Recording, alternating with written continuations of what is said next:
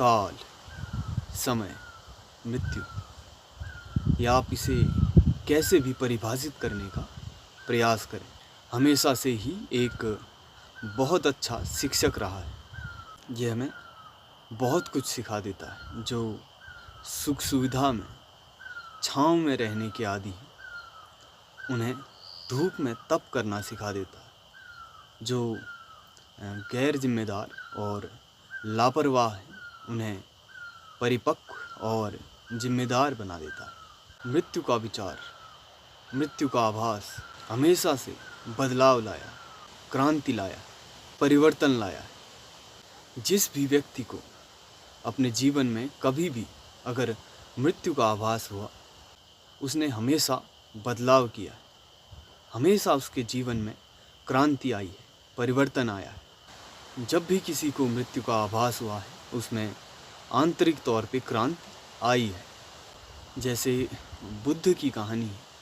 कहते हैं कि जब बुद्ध ने एक मृत व्यक्ति को देखा तो उनके मन में मृत्यु के लिए जिज्ञासा उठी, अंदर से एक क्रांति आई और वहाँ से उनके जीवन का रुख बदला और उनकी एक हिसाब से आध्यात्मिक यात्रा शुरू हो गई। मृत्यु आपको जीवन आज में ढूंढने को कहती है।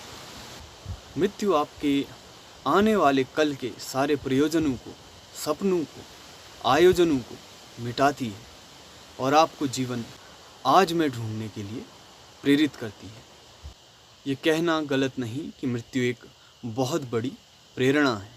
मृत्यु का साक्षात्कार ही व्यक्ति को जीवन में सार्थक मूल्यों की तरफ ले जाता है और व्यर्थता से सार्थकता की ओर ले जाता है। बिना मृत्यु के क्यों कोई जीवन का मूल्य समझेगा? मृत्यु से ही जीवन की पराकाष्ठा है। मृत्यु और जीवन बहुत अलग नहीं है। मृत्यु और जीवन दोनों काल के ही पहलू हैं। जैसे श्वास को अंदर लेना और बाहर निकालने की प्रक्रिया है, तो मृत्यु को कभी भी नज़रअंदाज नहीं करना चाहिए। जिसने मृत्यु को नज़रअंदाज कर दिया, जिसने मृत्यु से मुंह मोड़ लिया, उसने जीवन से भी मुंह मोड़ लिया, उसने जीवन को भी नज़रअंदाज किया। डर, काल, कष्ट, तप, कभी भी इन चीज़ों से मुंह नहीं मोड़ना चाहिए। इनके यथार्थता को, इनके सत्य को पहचानने का प्रयास अवश्य करना चाहिए। जैसे ही काल का साक्षात्कार हमारे कल के प्रयोजनों को, हमारे आयोजनों को हटाता है, वैसे वैसे हमारा यथार्थता से परिचय होता है। जिस मरने से जग डरे सो मेरे आनंद। जिसे काल का ज्ञान है, उसके लिए मृत्यु भी आनंद का विषय है। अगर जीवन में ऐसी घटनाएं हैं जो मृत बना सकती हैं, जैसे दुर्घटना, बीमारियां और भी बहुत से कारक, तो संभावना है बहुत सारी ऐसी घटनाएं भी हों जो अमृत बनाती हैं, अमृत्यु की ओर हों, या जिन घटनाओं से अमृत्यु घटित होता है।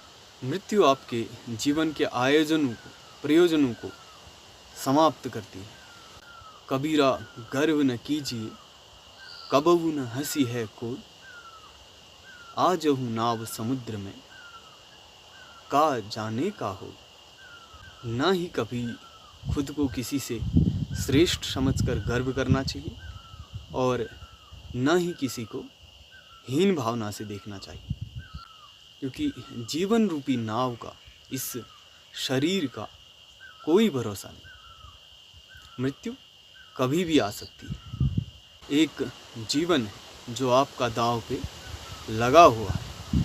आपको इसे दांव पे लगाने की आवश्यकता नहीं है, जिसे बीतना है। तो जब जीवन लगा हुआ है, पूरी सत्यनिष्ठा के साथ प्रयास किया जाए और अपने पुराने अनुभवों को कभी भी अपने मार्ग में बाधा ना बनने दें। अपने पुराने अनुभवों को कभी भी सत्य नहीं मान लेना है, उनके एक पहलू को पकड़कर नहीं रहना है। जीवन को यथार्थ रूप में जीने के लिए कदम अवश्य उठाना चाहिए।